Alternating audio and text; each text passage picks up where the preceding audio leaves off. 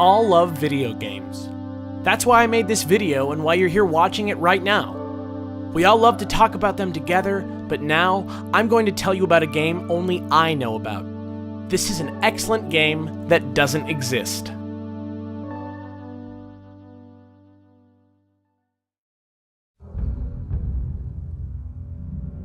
The Final Boss.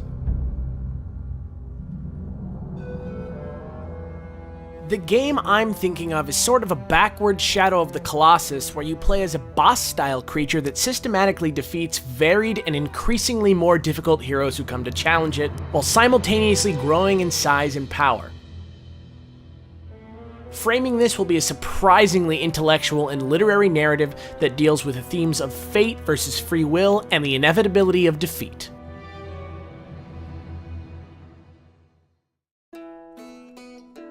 At the beginning of the game, your character is a monstrous little baby, no more than a foot long and one of the last living members of a once great civilization, now on its deathbed. Almost no words are ever said, and all the exposition that you get at the top is a sickly-looking caravan of monster men, possibly led by your father, dropping you off inside an empty but very beautiful palace and locking you in by yourself.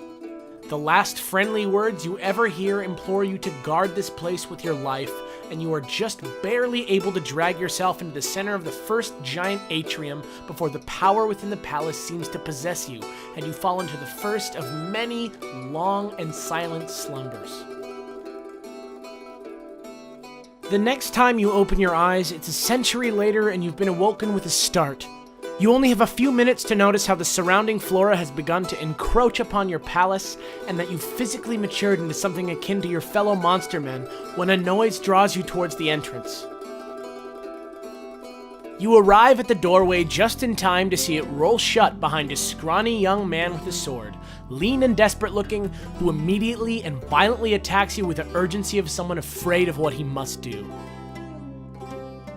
The first fight is simple, perhaps even just some sort of quick-time event, but it is the graphic and intimate struggle of two fighters who've never fought before. This frightened little person almost kills you, perhaps even wounds you in a way that scars you for the rest of your life. But then a pair of blades you didn't know you had slide out of your arms, and you slice the boy apart, killing him instantly. As you sit there in the mess you've made, this dead kid's blood is suddenly drawn to you like iron filings to an electromagnet, and maybe your eyes turn red, and with the crunch of what sounds like your bones and a cry of pain that evokes Link's pain at transforming in Majora's Mask, you seem to grow ever so slightly larger. As you regain your composure, a timer appears on screen indicating that you have 1 hour until you fall asleep again. And your wonder at this turn of events that's forced your hand to murder entices you to do what you can to explore your mysterious new home and attempt to uncover the secrets behind your purpose there.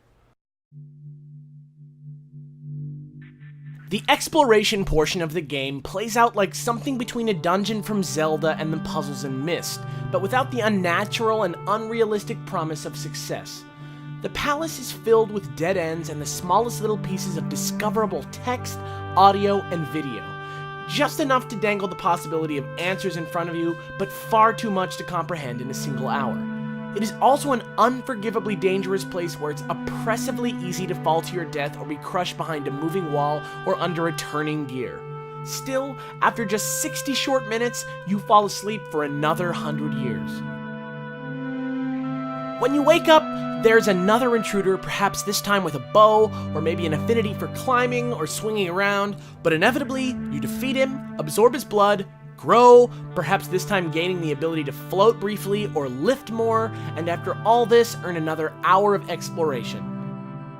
Depending on your actions in the palace and the cruelty with which you dispatch your enemies, a personal story arc begins to form for your character that either has to do with slowly realizing you're the villain that a succession of people with good and noble intentions has been trying to stop and figuring out whose side you're on, or knowing you're a villain the whole time and rectifying your actions with the final outcome of total destruction and trying to find purpose in it.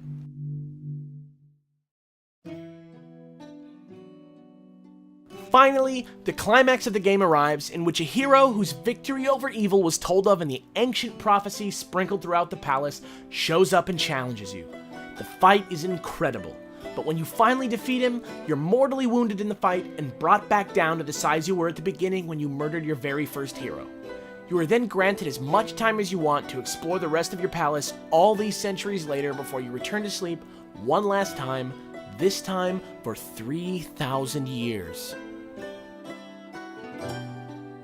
When you wake up again for the final moments of the game, the palace is almost totally ruined, and there's one last meager little hero at the door, and your blades slide out, and after all you've been through, you have to choose to either reject your fate and allow yourself to be defeated for the good of the world, or set into motion another chain of murders that will eventually result in the death of literally everything. In this game, you truly are the final boss.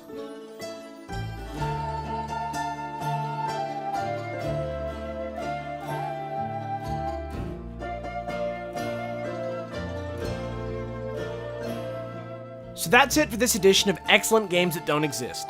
Thanks for indulging me, subscribe if you like, and leave your comments below. You can tell me what you think of this idea, or add on to it with even cooler ideas of your own. As an added bonus, tell me which game that I used footage from is your favorite. I'll tell you who wins at the end of the next video. My vote's for Majora's Mask. See you in space!